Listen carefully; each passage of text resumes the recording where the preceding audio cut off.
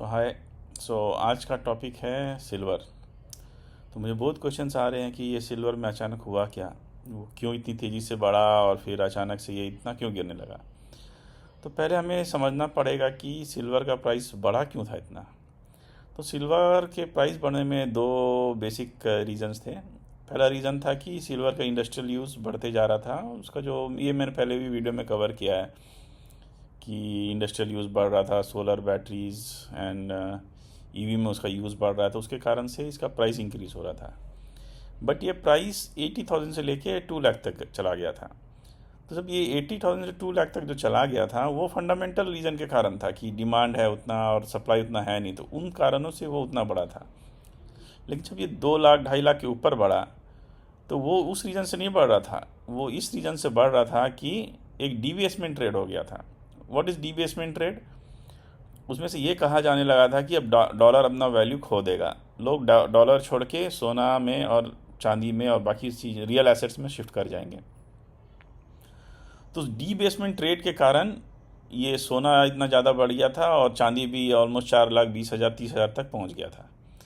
लेकिन इसी बीच ट्रंप ने फेड का नया चेयरमैन अनाउंस कर दिया।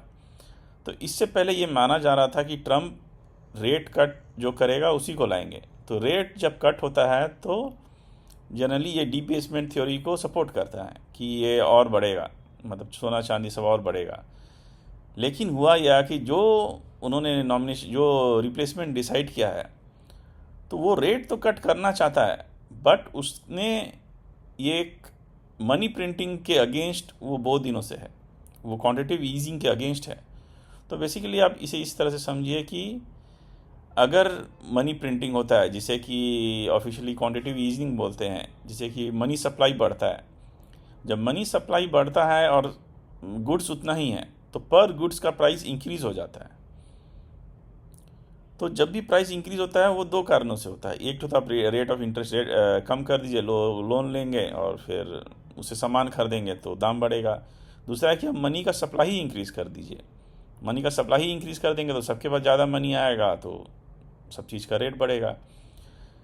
तो ये जो नए फेड चेयरमैन का जिनका नाम अनाउंस हुआ है, वो रेट तो डिक्रीज करने के पक्ष में है, लेकिन मनी सप्लाई को वो इंक्रीज नहीं करेंगे। वो इनफैक्ट इसके अगेंस्ट बोल रहे हैं। एक्चुअली ये मनी सप्लाई इंक्रीज होने के कारण ही डॉलर का डिवैल्यूएशन हो रहा था। लोग डॉलर से जा रहे थे कि ये डॉलर ऐसा चीज़ का क्या वैल्यू करना जो बार बार प्रिंट होके जिसका बार बार सप्लाई ही इंक्रीज होते रहता है। इसलिए डॉलर वीक हो रहा था, डॉलर इंडेक्स डाउन हो रहा था।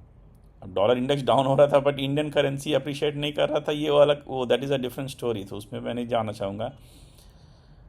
तो जब इन्होंने ये अनाउंस जब इनका नाम अनाउंस हुआ तो मार्केट ने ये पहचान लिया कि ये डीबेसमेंट थ्योरी अब नहीं चलेगी। तो अब इसे इस तरह से समझिए कि किसी किसी को कोई आदमी भूखा है, उसको आप या तो अपने हाथों से खाना दे सकते हैं या उससे बोल सकते हैं कि खाने का दाम कम हो गया है, तुम कहीं और जाके खा लो। तो दो तरीका से उसका भूख शांत हो सकता है। तो पहले क्या था कि फेड खुद अपने हाथों से खाना देता था कि ये लो भाई खाना, कम दाम का खाना अब मैं तुम्हें देता हूँ, तुम खाओ। लेकिन अब वो कह रहा है कि मैंने खाने का दाम कम कर दिया, तुम कहीं और जाके खाओ। तब जब वो कहीं और जाके खाएगा तो उसे उतनी मात्रा में खाना मिलेगा नहीं मिलेगा, उससे उसकी भूख शांत होगी, ज़रूरत शांत होगी कि नहीं होगी, कोई गारंटी नहीं है। इसलिए टेक्निकली तो वो मनी सप्लाई मतलब ये प्राइस इंक्रीज करने वाला काम ही है, रेट इंटरेस्ट कम करना। लेकिन क्योंकि वो खुद नहीं कर रहा है, वो पैसा सिस्टम में नहीं डालेगा, तो सिस्टम में वो पैसा आएगा कहाँ। और जब सिस्टम में पैसा नहीं आएगा तो ऑब्वियसली बैंक्स इंटरेस्ट रेट उतना नहीं कम करेंगे जितना पहले कम करते। तो मार्केट यही सब भाप गया है, तो इसी कारण डॉलर स्ट्रांग हो रहा है। अब डॉलर स्ट्रांग हो रहा है तो ये डीबेसमेंट थ्योरी अनवाइंड हो रहा है, तो अनकवर हो रहा है। तो इसलिए सिल्वर और गोल्ड का प्राइस अचानक से इतना नीचे आया है। लेकिन अभी भी वो अपने 80,000 1 लाख के से तो बहुत ऊपर जा रहा है। तो ये जो 2 लाख 2.5 लाख का जो रेंज है, ये थोड़ा डिमांड ड्रिवन रेंज है, मतलब रियल यूज़ इकोनॉमी में जो यूज़ है उससे रिलेटेड रेंज है, तो वो थोड़ा रीजनेबल रेंज है।